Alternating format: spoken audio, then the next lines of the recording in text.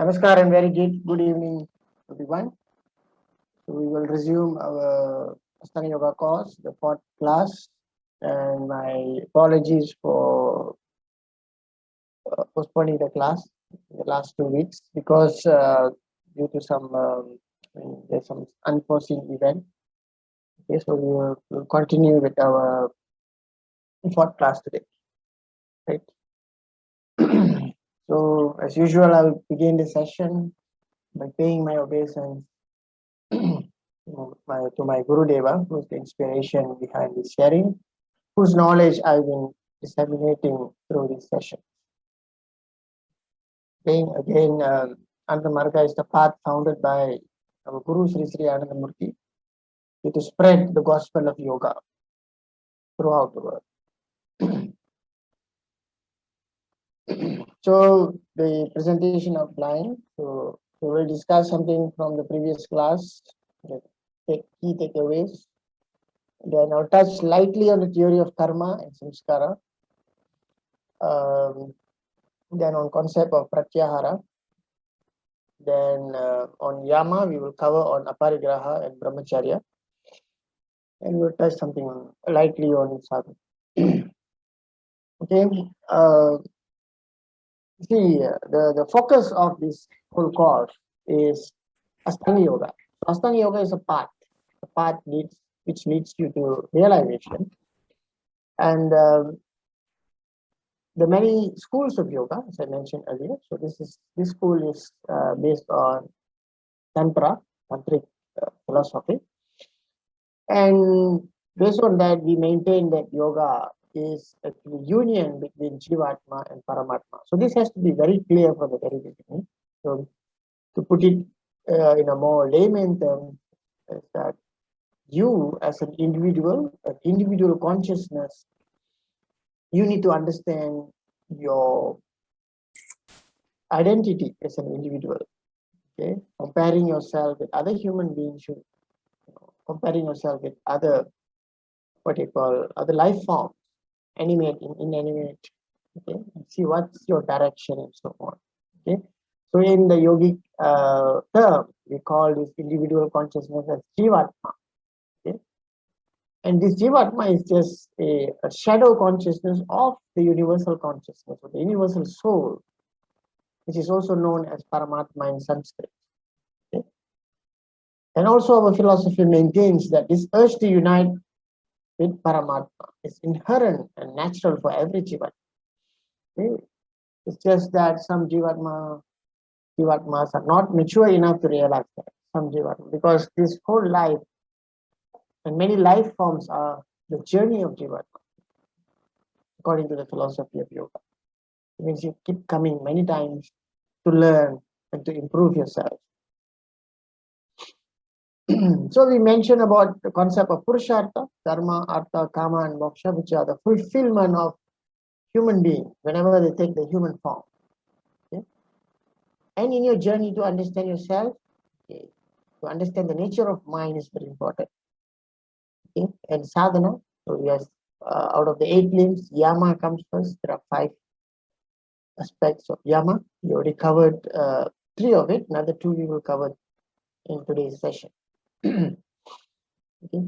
So Purushartha, the fulfillment. So another name for Jivatma is Purusha.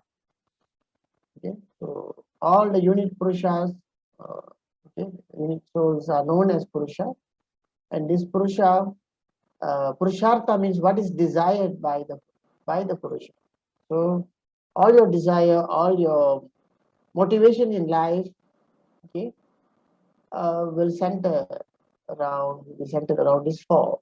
Okay, fulfillment of Kama, for your survival, fulfillment of Artha, for your progress and knowledge, and Dharma, fulfillment to know yourself and your connection with the universal consciousness, and Moksha is to finally merge with that universal consciousness. Okay, so the purpose of our sharing, the purpose of all the gurus to reach out to people is to awaken Dharma. Okay, so Dharma has to will awaken naturally upon maturity, but it can also be done by disseminating knowledge about this, and by doing some spiritual practice and social service. And this is to expedite your evolution. Okay. So today I like to also quote an excerpt from our Guru Deva. So he mentioned in one of his discourse that there has been enough physical progress, okay, in the world, less spiritual progress, and the psychic structures of humans have lost their equilibrium because of too much focus on the physical. Rather, they are equipoised, and that's why the modern society is suffering from so many psychic ailments. Really speaking, there cannot be any true progress in the psychic arena. Progress can only be in the spiritual level. Okay?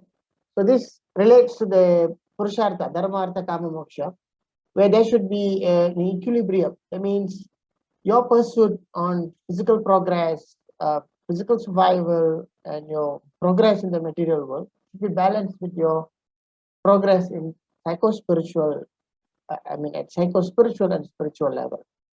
And the progress at the psycho-spiritual or dharma and a spiritual or moksha has been neglected in most cases. And that's why there's so much of or the society or even human beings at individual level, they lost their equilibrium. So we can see that in the form of crises that we are facing, like wars.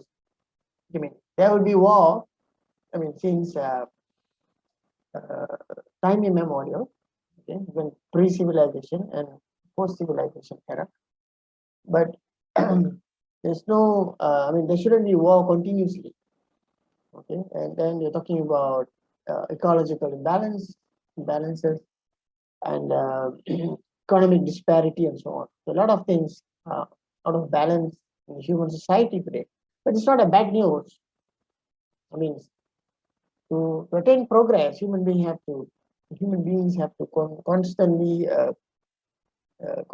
strive for progress, and also do a lot of self-introspection. Okay? So the purpose of masters since time immemorial, even in modern era, is continuously to guide human beings to be on the right path. So somehow we will reach the equilibrium. We will form one human society. So our master always said that the future of human society, future of Earth is very bright. Okay? He didn't say there's a doomsday. It's just that we have to work towards it. Okay? Instead of thinking that some Messiah will come and change the world, such thing will never happen. Okay? There will be masters. Okay, they will keep coming and guide and continuously will guide us, but we need to respond to it and also make some effort at individual and collective level. Okay, now talking about, okay, so this actually is not key takeaways. These are some of the essence of the lessons the thing that we are studying. Okay, it means the focus on in yogic practice is individual or the jiva, which I mentioned earlier. And the jiva is in a state of ignorance of its own nature, and it subjects itself to suffering constantly. And the jiva is guided by its own samskaras or reactive momenta or reactioning potential. Okay, so minus samskara, the jiva will be in the awareness of its own eye consciousness. Okay, again, this you need to do the introspection. You need to study these years. You have to study yourself, study your motives. For example, when I mentioned that, it's not that what I mentioned, the rishis mentioned, Yoga Shastra mentioned about the Purushartha. So you need to analyze yourself, what your motives with regards to physical survival, your motives regards to progress, and whether you have any motivation or urge to know yourself. Okay, all this you have to understand yourself. So here we mention about the jiva is in the state of ignorance. Are you really in the state of ignorance? You have to question. Okay? You have to question yourself. Okay? So that's how you will learn. That's how you can become a yoga sadhaka, a practitioner of yoga. Okay? So today we will touch lightly on the subject of samskara. Okay? Samskara is related to the theory of karma. We will touch that lightly, because you need to know something about it. Although it is a big subject on its own. Here again, I would like to recap from previous lesson. Okay. What are the composition of jiva? Okay. So you exist, apart from your body, you have awareness. Our master used this word, clearly reflected consciousness. In Sanskrit, this is known as jnanam. Jnanam, on Tamil they say jnanam. Jnanam. Okay? Although jnana refers to the path of knowledge, jnanam also refers to the awareness that you have. Means when you compare human being with non-human, like other animals, for example, or plants. Okay.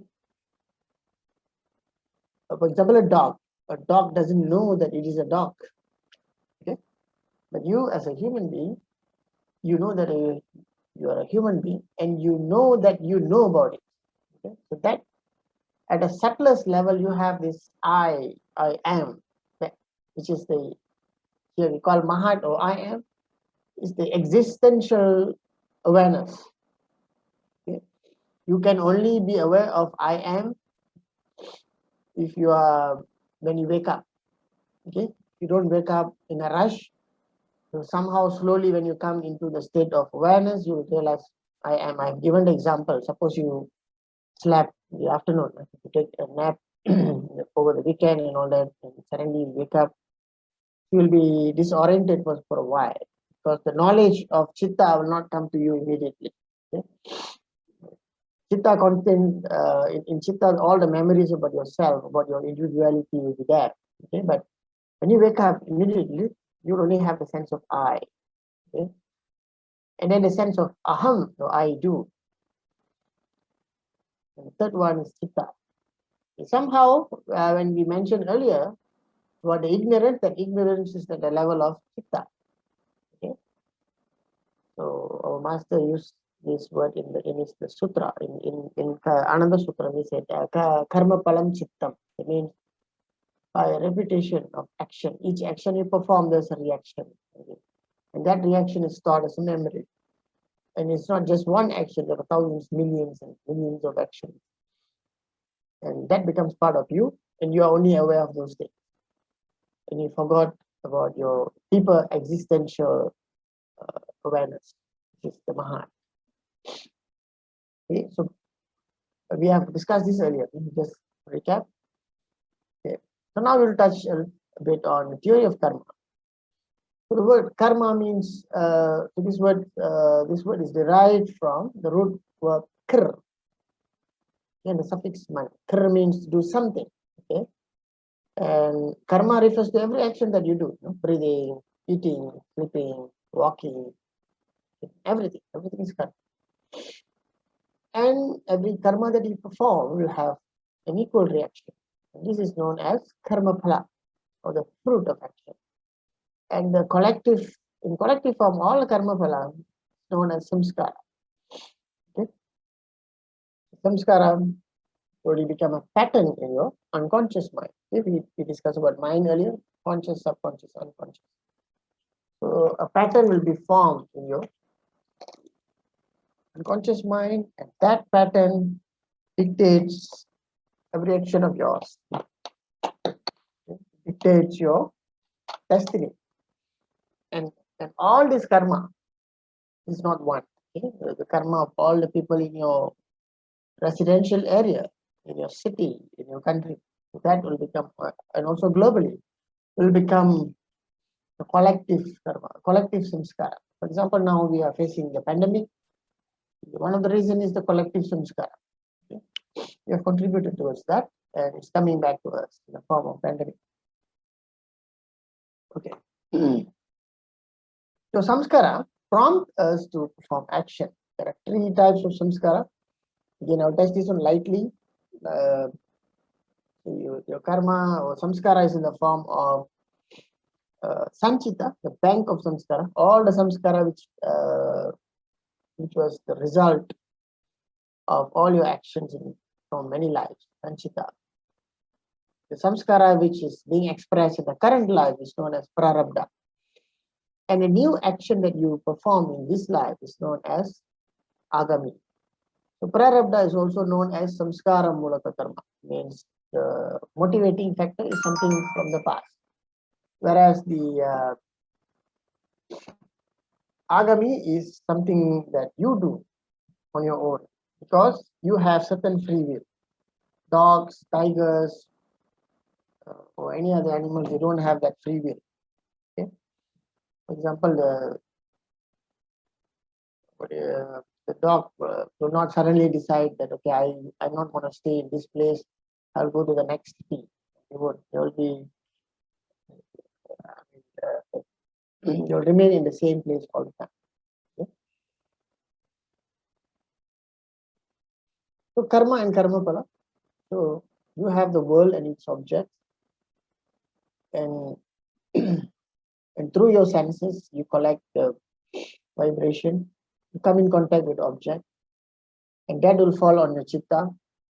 Okay, and through your aham, you witness what is happening. Okay, and that is aham, and for the aham to exist, mahat, the sense of I am, need to be there. And for mahat to exist, your atma, okay, which is jivatma, has to be there. Okay, I'll just give a very simple example of how samskara is being formed. Okay, we take a simple example of simple example using coffee. Okay, how the experience of drinking coffee becomes a samskara. Okay, so everyone is familiar with coffee. If you're not a coffee drinker, you might be a tea drinker or anything. Okay? So you see, coffee is an object. Okay, an object which you can experience through a few senses, not just one. Not just one sense. So, for example, coffee has a color. Okay, so you can see the color. Then it has smell. You can experience that. It's a taste. Even at psychically now, because you are also attached to the brand. Okay, for example, you want Starbucks coffee, you want the Starbucks experience, for example. So all this means you experience coffee at multiple levels. So suppose you begin to drink coffee for the first time. Okay, the first experience, for example. So today you go and drink coffee, and you like it. Okay, so it will become a memory. But you can easily wash it away. But suppose it become a very strong memory. So you go back and the next day you go and drink coffee again. And then and again, you repeatedly you do that. And from one time a day, become 3 times a day, 4 times, or any time that you wish, this coffee. So in the beginning, you know that you are drinking coffee. So I drink coffee. Okay, that's the experience. Okay, but after repeated experience with this coffee, the coffee memory will be become strong in the chitta, in your unconscious mind.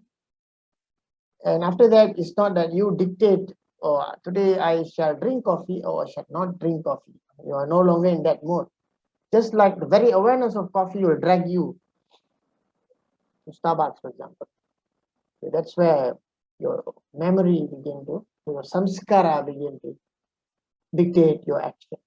Okay? This is how. So coffee is just one example. So you have millions and millions and millions of such action formed in your chitta, samskara. Okay, so when you are born, of course, some of the action will be motivated based on your environment, based on your survival. For example, when you were born, when you have this inborn instinct, so you want to drink milk and so on. Okay, that is basic. But as you grow up to the age of 5, okay, still being guided by instinct. From the age of 5 to 14, until your puberty, you begin to develop your own personality. And at puberty, all this is based on Yoga Sastra. At puberty, after the sexual gland begin to develop, so you begin to develop your own personality at exactly at puberty, you will be grounded with your own new personality. That's why teenagers they revolt against their parents. Okay? Because parents, they like to mold the kids in a certain way according to their own ideas or the idea which they read in a book or anything. But these teenagers in the growing up process, they try to understand many things about life. They collect information from their environment, from their peers, and also from other sources, and they try to become an individual. Okay, so that's why there's a conflict between the parents and what you call teenagers, okay, teenage kids, and that is natural. And if the parents understand this better, the conflict will be lesser because that is a process, and slowly they'll understand. Okay, then from that time onwards, so the accumulation of samskara will be more and more and more. Okay, so each decade you will accumulate more samskara, and also remember there's a samskara from the previous life which dictates the current life. Okay, so what will be working, all right?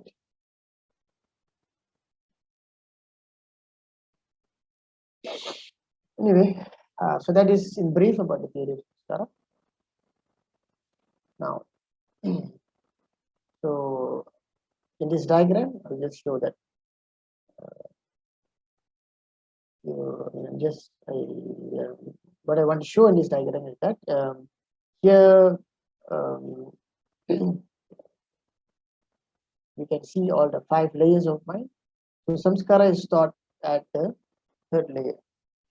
It's known as technically as atimansakosa, or the supramental mind. Okay. And when you do your sadhana, so why this topic of samskara is important? Because today we are going to study about pratyahara, the 5th limb of yoga.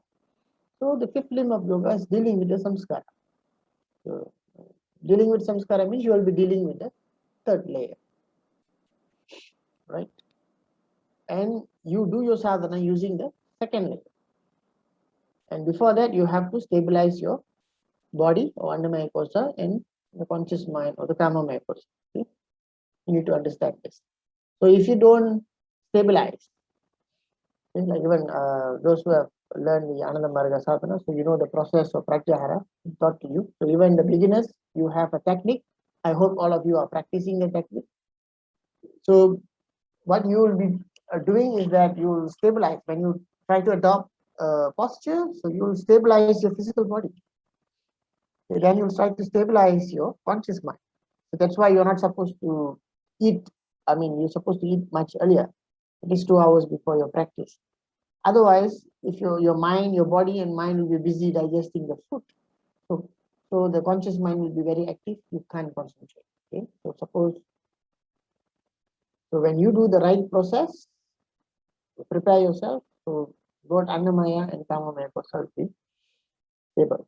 Then you can stabilize the Manomaya kosha, the subconscious mind, and begin the practice. You begin the process of sadhana at Manomaya kosha. And from Manomaya, you try to unfold the Atimans, or the first layer of unconscious. But that's where the challenge is, because samskara is taught that the samskara will try to find a way to express itself. Okay, so when you sleep, it's a natural process. You succeed in shutting down the Kamamaya and Manomaya kosha.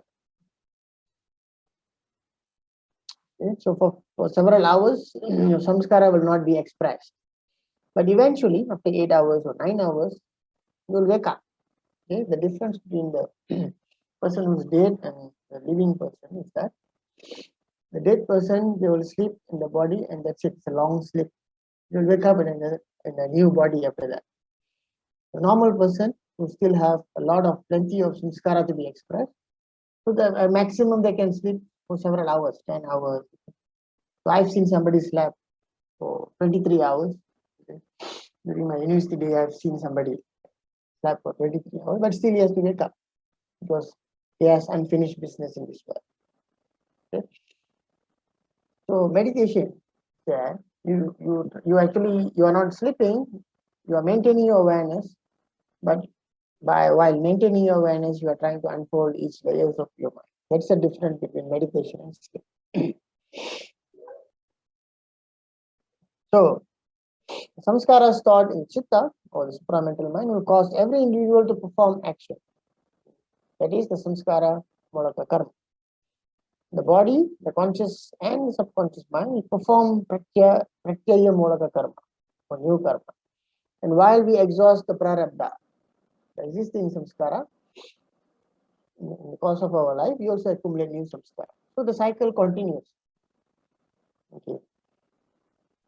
So that's why you take up yoga to take control of the situation. Okay.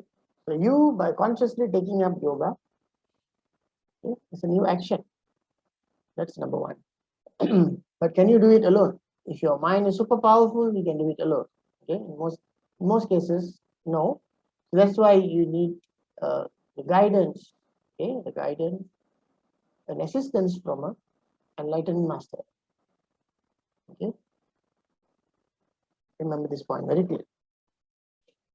So now we will enter the topic, specific topic for this week, pratyahara. Okay. In the last session, not last week, 2 weeks ago, 3 weeks ago, we covered on pranayama. Okay. So pratyahara. So pratyahara means to withdraw the mind from its object. Okay. The word pratyahara, Sanskrit word, was formed from two words, prati and ahara. Prati means to reverse. Ahara means food. So in this context, ahara means any information, whatever you experience through all your senses, to any of your senses. Okay. Ordinary ahara means food, the food that you ingest through your mouth.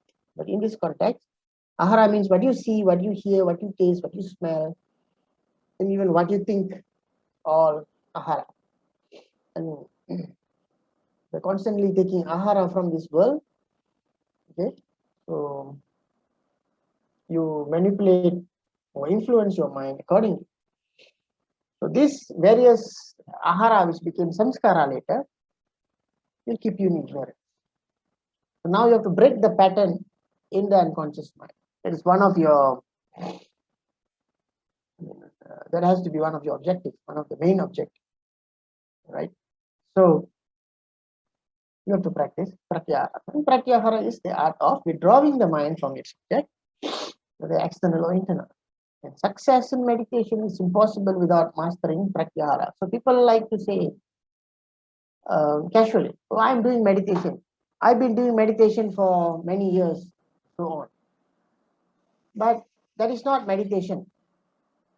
Okay, that is actually you are doing sadhana. You are putting effort to practice meditation. Okay, so in the process of sadhana, so you practice yama. You means maintaining you try to maintain balance with your environment. And niyama, you bring balance within yourself because you will experience many things in life. Okay, so niyama is about maintaining balance within you. And posture, the posture is maintaining a steady posture, externally and internally. And pranayama, okay, mastering the breathing process, okay, controlling the vital air, regulating the vital air, so not controlling, regulating. 5 main vital air which we mentioned in the previous class. Okay? And the 5th limb, pratyahara. So as I mentioned also in the previous week, out of the 8 limbs, the first 5 is known as bahiranga yoga or external yoga. Means you are capable of doing it or through your own effort, and of course with the guidance of the guru or teacher, you're capable of doing it. The last 3 is internal. It's only after the mastery, after you attain mastery of the first 5 limbs, then only you can go for that. Okay. So this pratyahara, the sadhana of pratyahara, it has 4 stages, and it is known as jatamana, vyatireka, ekendriya, and vashikara. Okay. Right. So before we go further into concept of pratyahara, let us try to understand the expression of jiva. So we say the fuel for the jiva to express itself is samskara. Samskara is a fuel. That's why when the fuel finishes, the prarabdha finishes, people die. But the jiva has a certain mode. The jiva has as a human being has a certain mode of expression, and this is known as vritti.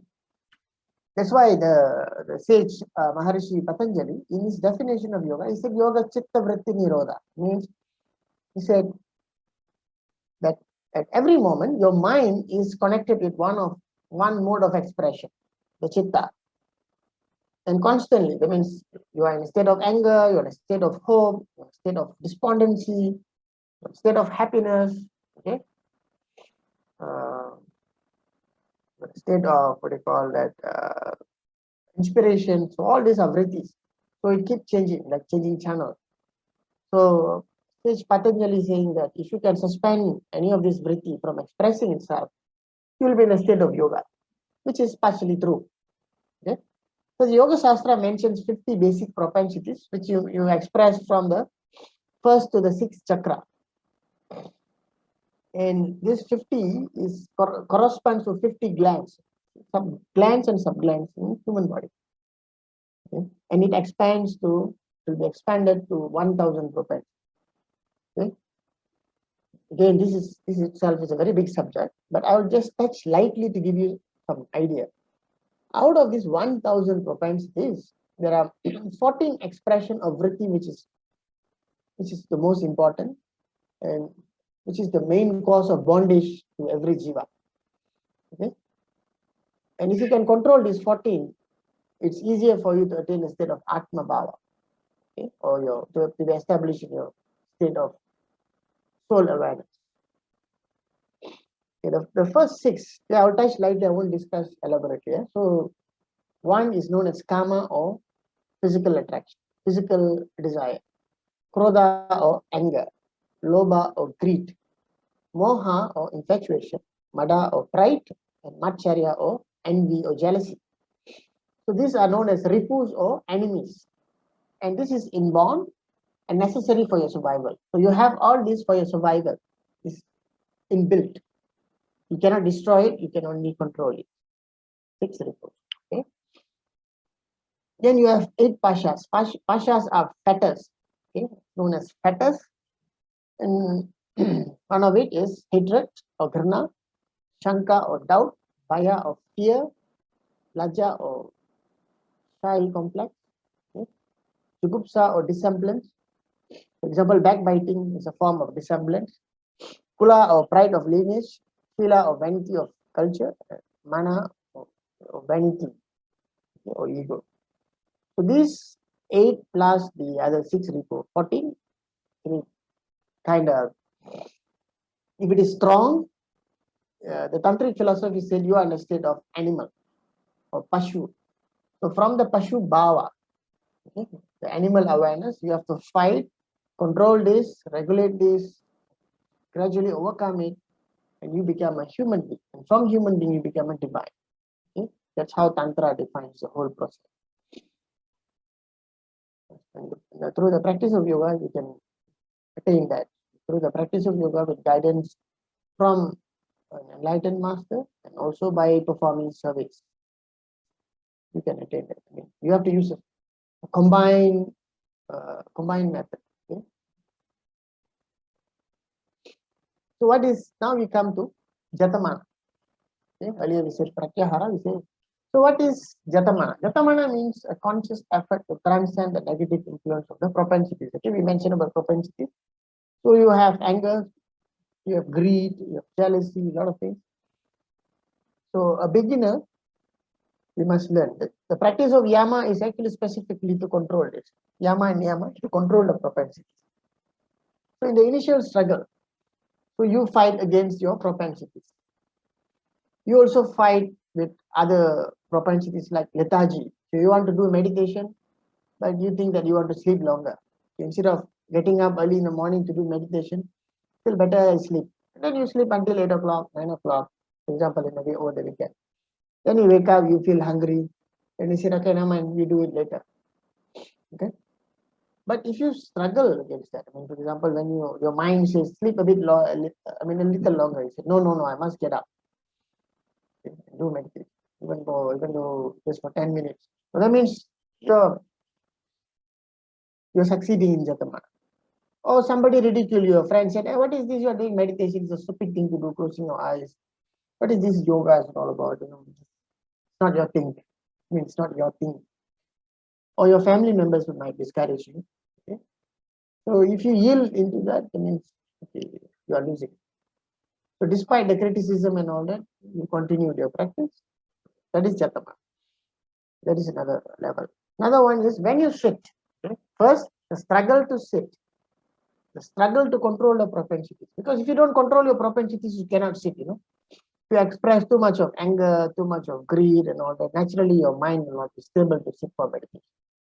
So now, assuming you already fight with all this, and you can actually sit. Say you sit for 10 minutes. For 10 minutes, you cannot concentrate. You struggle. For example, some of you here, you're practicing this 61 points and all that. So even it's very difficult. I mean, you start with point number 1, by point number 30, you're already sleeping. You feel like you don't feel, no encouragement. So maybe your mind start to wander elsewhere. Okay? But in Jatamana, you start all over again. Okay? Or even those who have practiced, learn like Ananda Margis, you have your Sudhis and all that. So you start with your Sudhis, do your Pratyahara, halfway lose your concentration. You have to come back. Okay? So suppose you sit, you can get yourself to sit twice a day, for example, without fail. So you already succeed in your Jatamana. You may or may not succeed in concentration, but you already succeed in sitting without fail, just Jatamana. For the beginners here, I request that at least once a day. So if you manage that, okay, you succeeded. But some of you, those who communicated with me earlier, they said, "Oh, I'm doing alternate days." So you are a bit loose in your Jatamana. Okay. So this is the first step. So suppose you succeeded in Jatamana, you move to Yatireka, the second stage. So in Yatireka, you begin to gain control. For example, you sit 15 minutes, 20 minutes. Maybe 15 minutes you cannot concentrate. Or somehow you are doing the practice. But you begin to get 1 minute of control, 1 minute of focus. And you enjoy some peacefulness. That's good. That's a good sign. It means you're already in Yatireka. Okay? But maybe the next day you don't get it. But again, the other day, the following 2 days you are getting it. So in Yatireka, you begin to juggle in this until it will stabilize. Okay. So Vyatireka, at the stage of Vyatireka, you get a lot of encouragement. Okay. I mean, if you pursue the Jatamana, definitely you come to Vyatireka. Most beginners, they will be in the Jatamana and Vyatireka. And when you are sincere in your effort in the Jatamana and Vyatireka, the Guru will constantly, even if the Guru is not physically present in the world, you don't see him physically, the Guru watch over you. He always watch over you. He will just infuse more Shakti in you. Okay, for you to do better meditation. Okay, they always see your effort. They don't expect you to be, that you will be sleeping on the bed, and then the master will do everything so that you will enjoy samadhi. It doesn't happen that way. The ekendriya, so when you are more advanced, you come to the state of ekendriya. Here you gain control more over most of your propensities, but you still don't have control over some. Means you may control many other propensities. You control anger, you control greed, but you cannot control jealousy, for example. Okay? Out of 1,000 propensities, some propensities will be still weak about it. Okay, I would like to request the participant, please mute your sound. There's a distraction here. Thank you. So, ekendriya, yes, but greater control. So most people at a ekendriya state, some of them will begin to experience siddhis, some higher awareness, even some occult power. But occult power is not the goal of yoga, and you shouldn't be distracted at this stage. That is ekendriya. Last one is Vashikara. It's a state of devotion. It's a state, very high state. You are when where you are very close to your self-realization, right? So, like our master mentioned, Vashikara cities only attained by devotees. Okay, I mean, their consciousness is very refined. So today we come back again to Yama. What you mentioned earlier, Yama is what maintaining the balance in your environment. Okay? Yama sadhana is basically about how we maintain a balance with other people within our environment. It's about adopting an integral outlook towards others. So today we will see aparigraha. It's a principle about of avoiding excess of anything. Okay? It means to be moderate in everything. Whatever you do, the yoga is not against fulfilling your desires. Okay? So you can dress nicely, you can buy a nice car, you can have nice house, everything. All your desires can be fulfilled, but not in excess. For example, if you have a lot of money, if you buy 3 houses, you create unnecessary inflation in the housing market, in the property market. Just an example. Okay? And you don't use it. Means if you are a single person, let's say you don't have a family, you're just one person, you can just live in a single apartment, but you go and buy a bungalow, you yourself will struggle to maintain the bungalow in excess space or food. Okay? You can only eat this much, but you become very greedy seeing everything. So you buy all of it, so you just eat a little bit and the rest of it you throw. So some people will be sleeping without food at night, for example.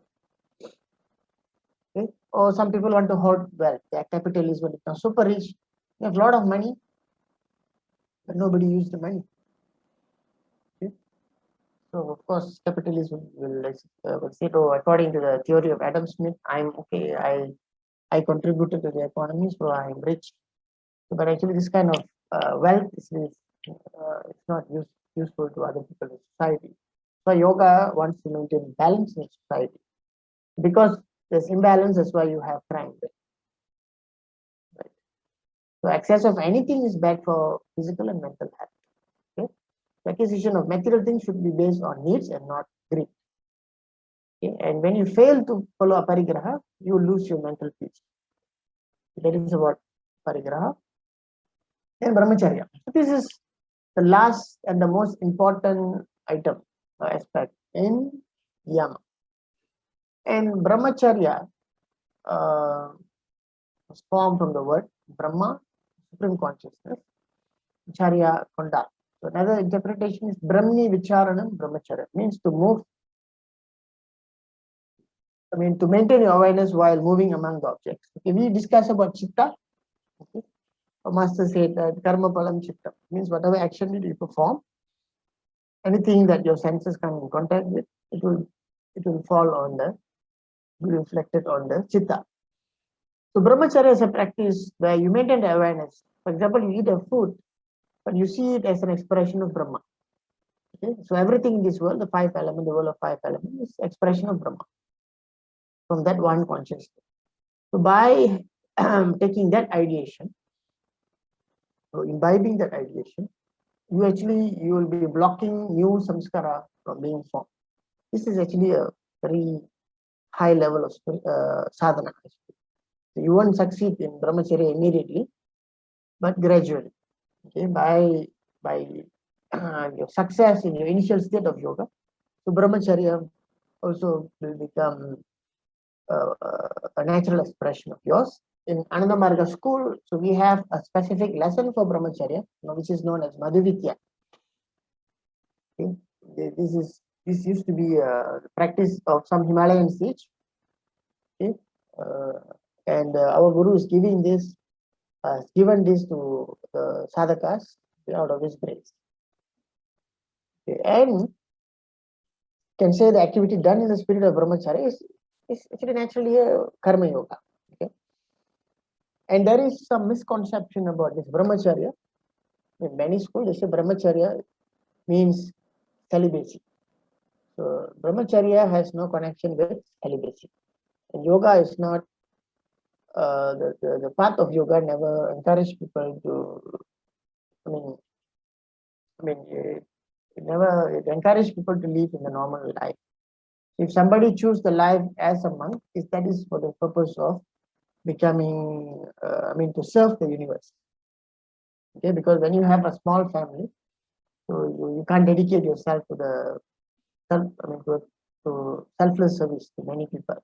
Okay, so brahmacharya is not celibacy.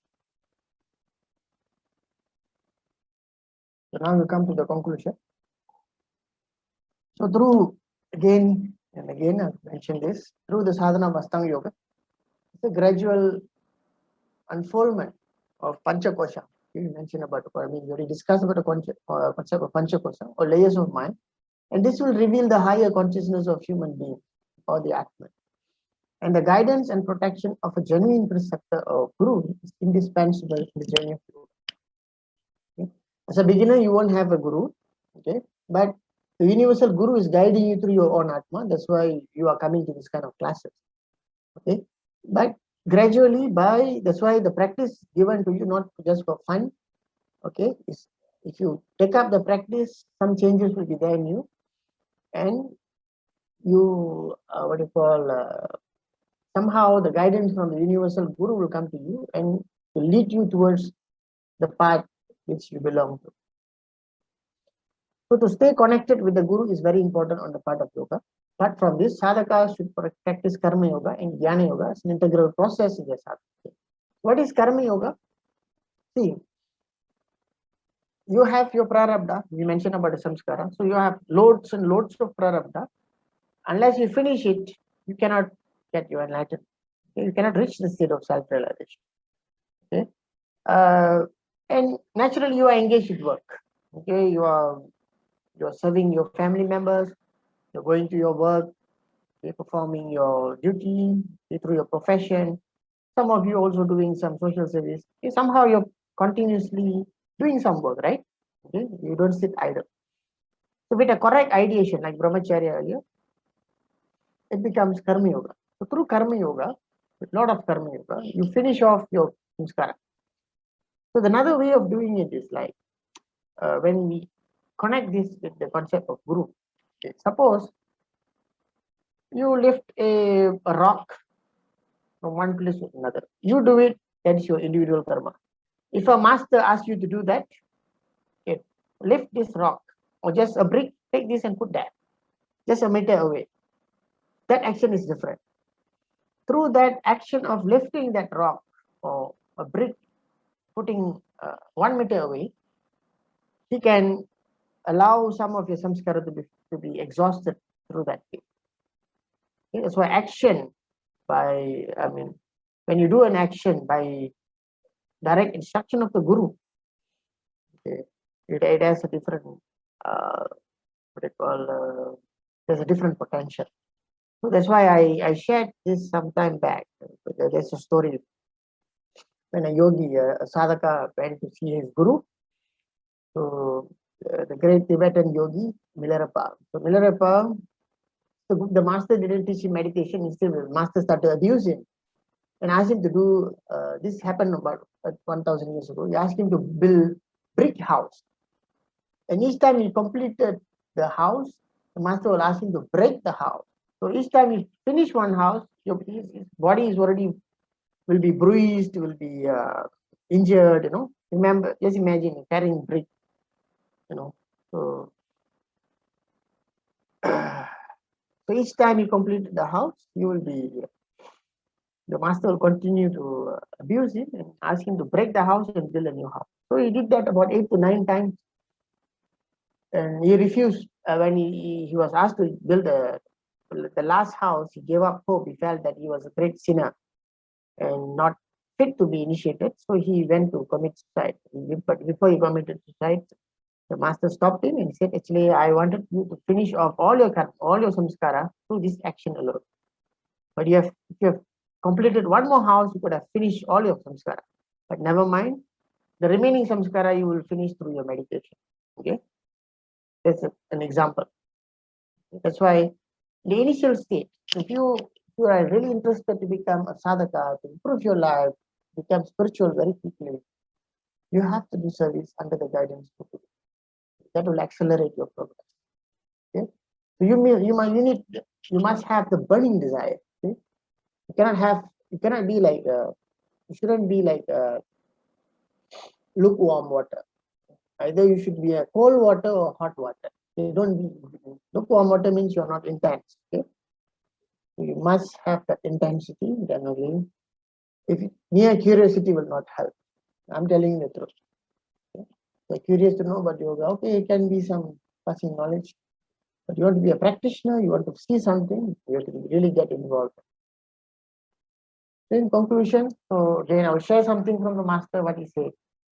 Through Astaunga Yoga, sadhakas, conscious of their bodies and self, can gradually awaken their dormant mental powers, and with the help of developed minds, they can eventually establish themselves in sati, or spiritual selfhood. Sati means the natural state of self, right?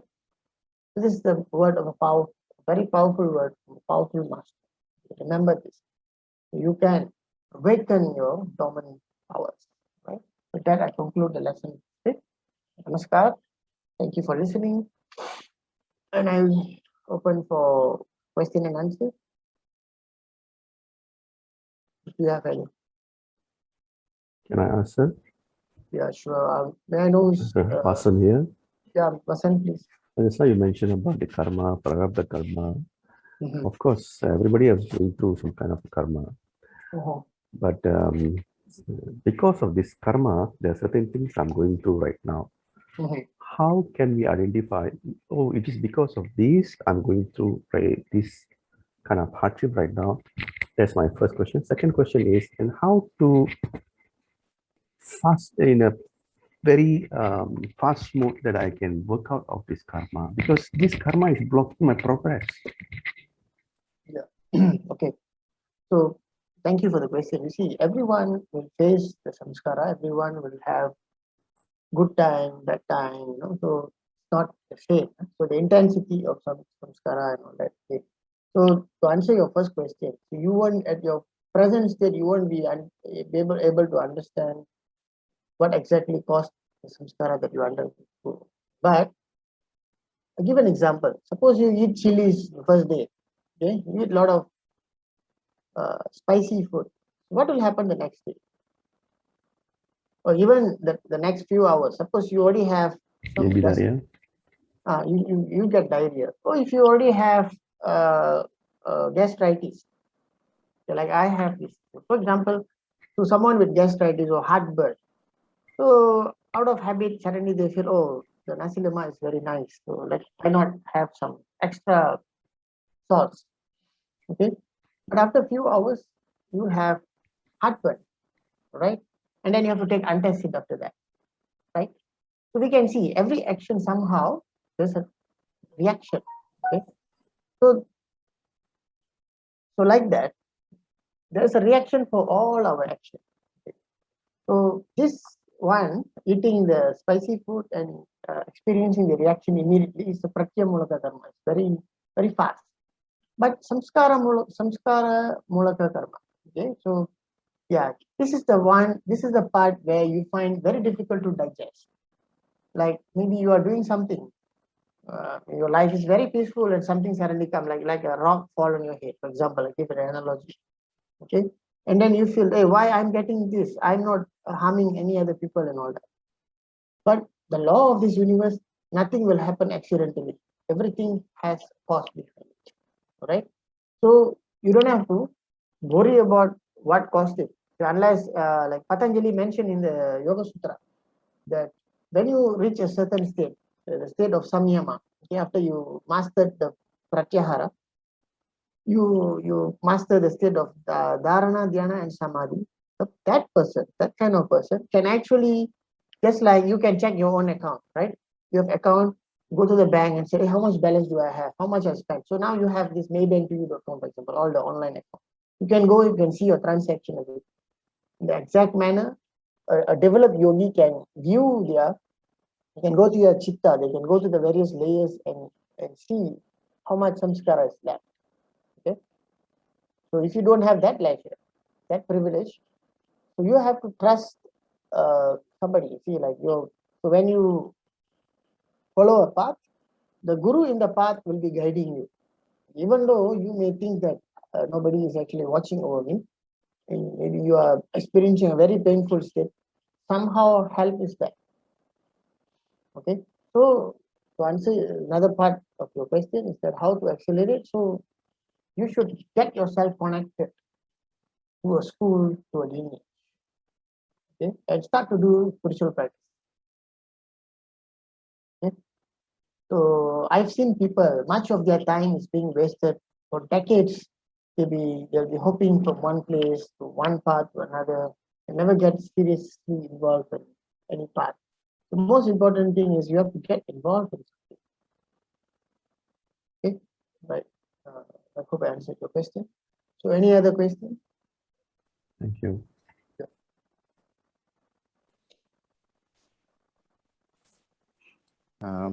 Hello. Hello, yeah. Yes, Brother Padma, how are you? I'm good. Hello, namaskar. All right. Yeah. Yes, namaskar. And thank you once again for such a wonderful talk. And yes, just to follow up on that question just now. Let's say we are talking about the Sanchita and the Prarabdha, so the past and the currently ongoing samskara. So I am doing my sadhana and I'm trying to burn it off, let's say, all the samskara that is unnecessary right now. So obviously I'm going to have some agami as well, so new action. So this new action, as I'm doing my sadhana, which is going to burn off the past, so the new action cannot be something very, very drastic.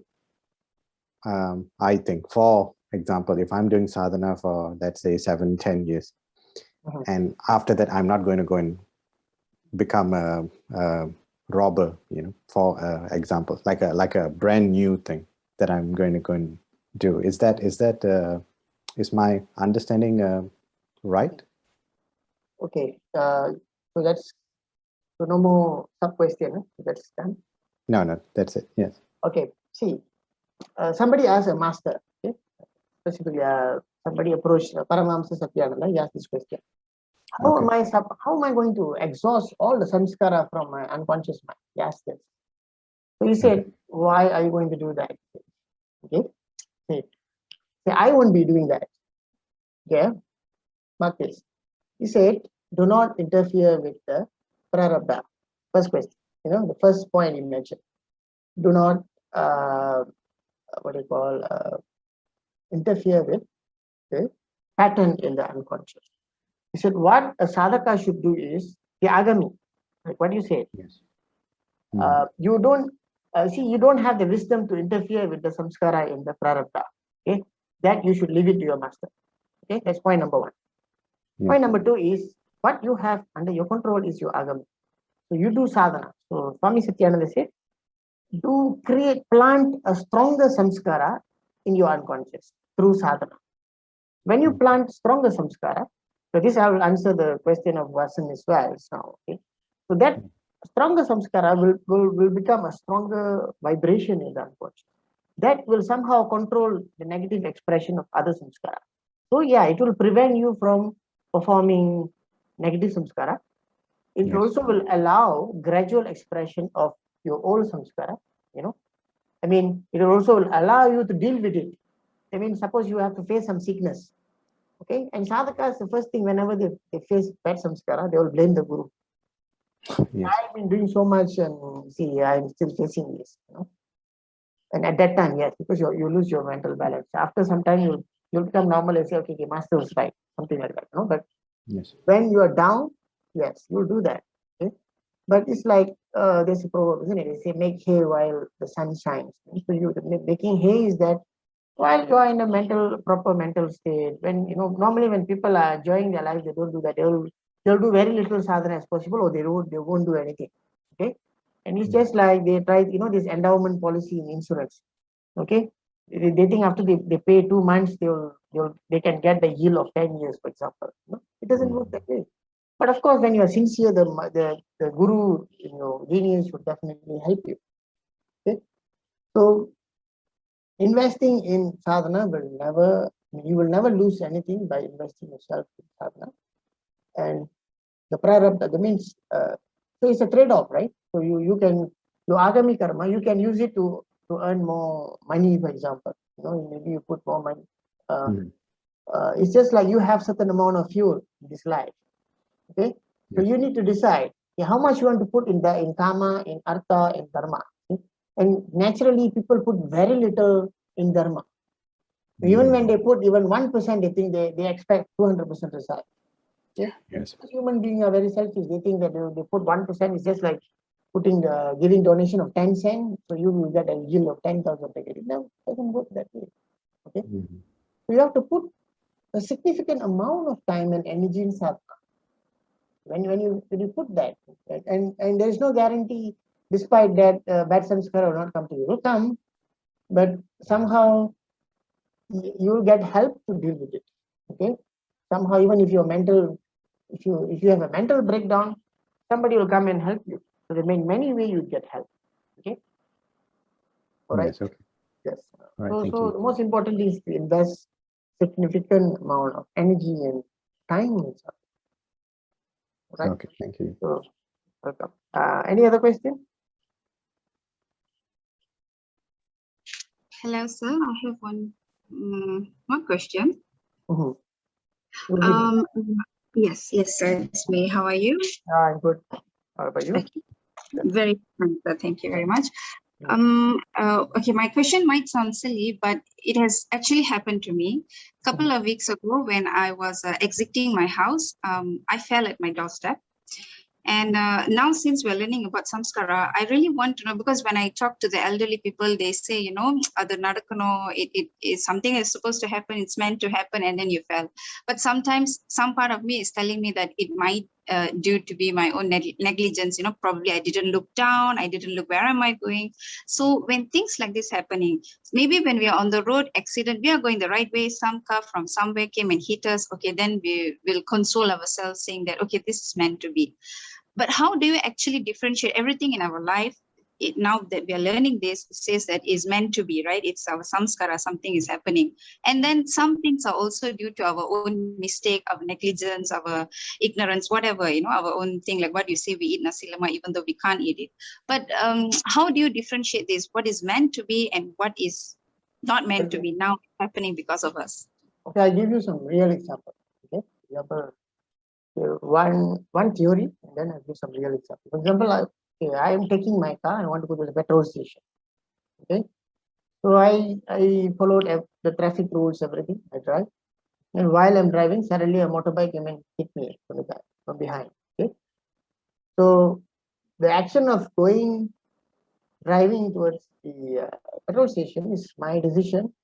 It's a pratyaya mulaka karma. Okay, so this is a agami, but again, the agami was influenced by the samskara mulaka karma. So the motorbike coming hitting me from behind, that is not under my control. That was not under my control. That is samskara mulaka karma. Okay. So to make it more clearer, so I'll give an example. I'll give you another example. Years ago, I'll give you two incidents. So I was driving. I wanted to withdraw money from ATM card. So I was driving and I was so engrossed in driving. I'm supposed to stop at an ATM at a bank, but by mistake, I was already in the third lane. So I'm unable to stop at the bank. So I decided I'll go to another ATM at the petrol station. When upon reaching that petrol station, the ATM there is out of order. So there I have to go to another nearest bank along the way. So I went and stopped there. I withdrew my money, but then I couldn't find a proper parking, so I parked. So I thought quickly within 2 minutes I can come, and I clamped my car, and I have to pay a fine. That is a classical example of samskara mulaka karma. See, why didn't I stop in the first place, and why couldn't I withdraw money from the second ATM? So why the third place? So why I have to lose 50 ringgit as a fine? That is one incident. So clear samskara mulaka karma. Okay. The other example is again, I'm going to work. I supposed to go and have breakfast in a normal restaurant that I used to eat, and that restaurant was closed that morning. Okay. Then I went to another stall, nearby stall, which is another 300 meter away, and I parked there and I went to buy my breakfast, and within 10 minutes, somebody broke in my car and stole my laptop. So why? So this is another example of samskara mulakata. So, and you might, and sometimes when things like this happen, you will try to figure it out. So why this happened? So if I went 10 minutes later, so could I avoid this and all that? But no matter how you think, certain things is meant to happen will happen there. Okay? It's just that when you are on the spiritual path, yeah, they usually you'll be guided so that the impact won't be so big. Sometimes, not all the time. Sometimes you'll receive the exact impact. Sometimes the impact is supposed to be bigger. But if you have done a lot of service earlier, means because a lot of samskara can be expressed through service, because the service that you do to other people without expecting the fruit. Okay, you do the service in the name of the guru. So that means you undergo a suffering. You impose upon yourself. For example, you want to feed 100 people, 100 homeless people. Okay, so you get the food, or maybe you cook the food, or you buy the food from somewhere, and you get into the place and find the people. Sometimes the people who receive the food also will insult you.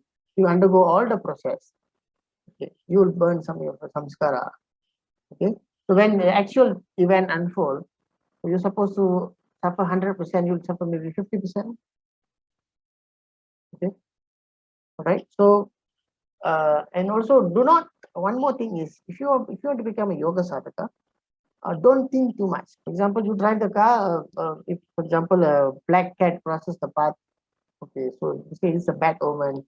Okay, you shouldn't entertain all those things. Okay, that is omen. The other one is when you have some bad dream.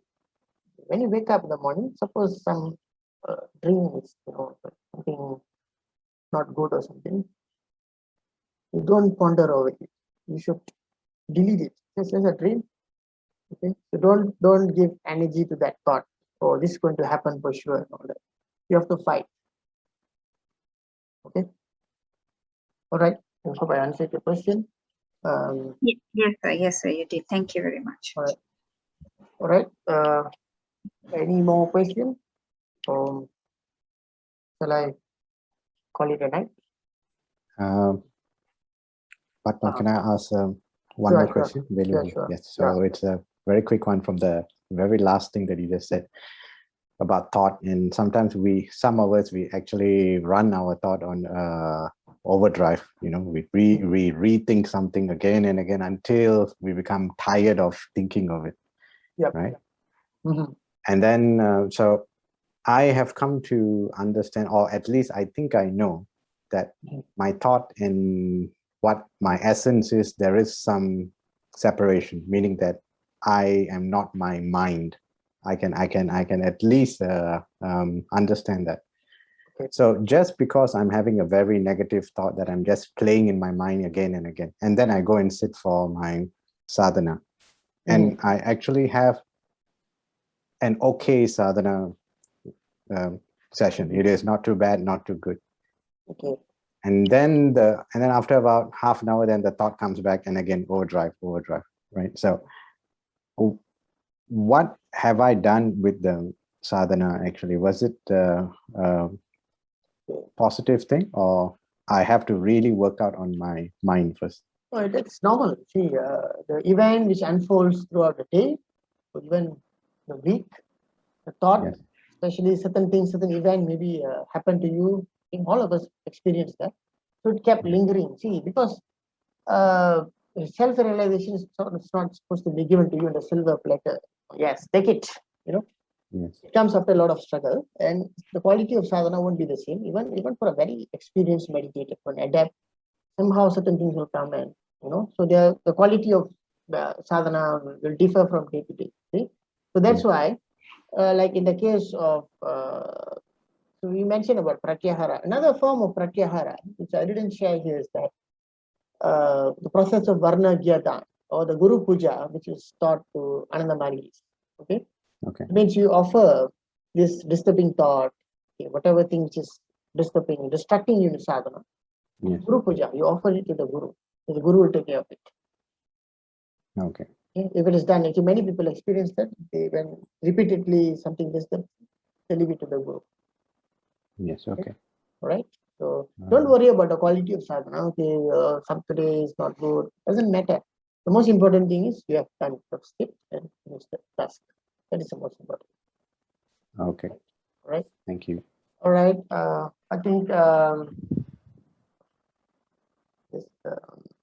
think that's enough for today. So I will share this presentation in the group, right? And if you have any question, you can post to me. Maybe. All right. I will see you again next week. Thank you very much for being present here. Namaskar. Thank you very much.